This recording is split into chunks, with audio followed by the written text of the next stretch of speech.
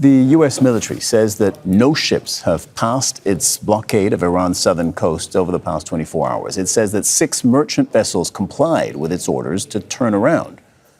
So this here is the live map, and it shows a handful of oil tankers, the red dots, and cargo ships, those are the green dots, currently in or near the Strait of Hormuz, which is the narrowest point of this waterway.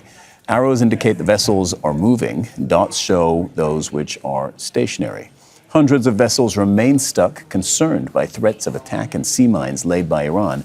The U.S. military says that it is working to support freedom of navigation for vessels transiting through the Strait of Hormuz from non-Iranian ports. Let's discuss this with Alexandru Hudisteanu. He's a military and diplomatic analyst with expertise in maritime security. Sir, what lessons do you learn from the first 24 hours of this U.S. naval blockade of Iran? The time is short, so the lessons that we learn here are more... Yeah, small sample size so far. Yes, small sample size. In my opinion, U.S. has this blockade established somewhere further away from the actual strait.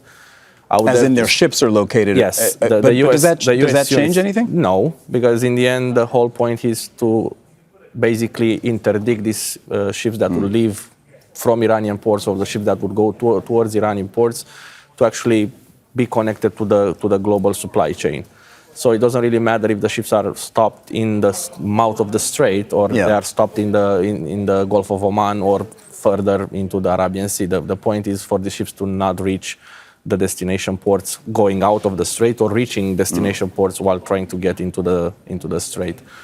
So lessons, I think we'll start learning a bit later regarding especially the ships that will come out of the strait, because if you look at the distance between Larak Island and, let's say, the entrance towards Arabian Sea. So Larak Island is this, where we see the cluster of green dots at the top of the screen, just below it, that's Larak Island. Yes, so it's basically the checkpoint that Iran insists on ships to pass around at north and south of this island in order for them to access the recommended passages that the Iran Revolution Guard Corps recommended. So from there all the way to the entrance to the Arabian Sea is roughly 325 nautical miles, that's 600 kilometers. And that's roughly 1 day of passage, 1.5 days for ships to pass. So if ships try to pass and they, for example, stop the AIS in order to try to shadow their passage, if they will pass, they will have to pass through that point. And if we'll see this in 48 hours, if we'll see ships that were previously in the Gulf and then 48 hours somewhere along the Indian Ocean, then we can surely say, yes, some ships passed through the blockade. So far, we don't have that particular, let's say, pattern of life developing.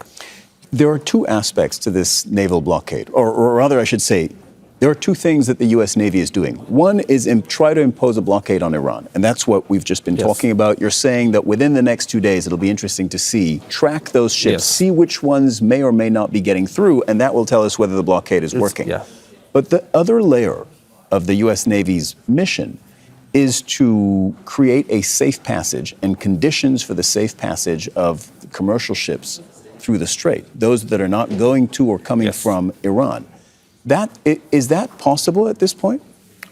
It depends. It depends if U.S.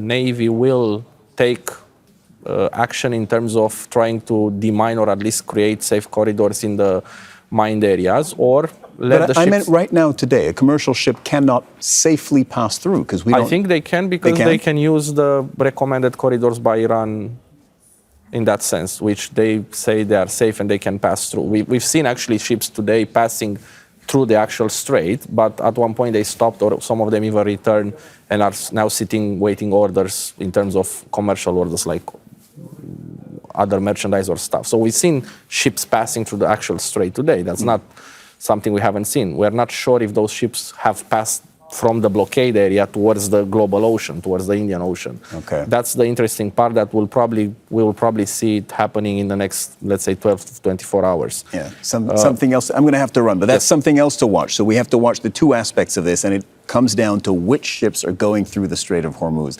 We'll leave it here for right now. Alexandru Hudisteanu, military and diplomatic analyst with expertise, obviously, in maritime security. Thank you very much for joining us in the studio.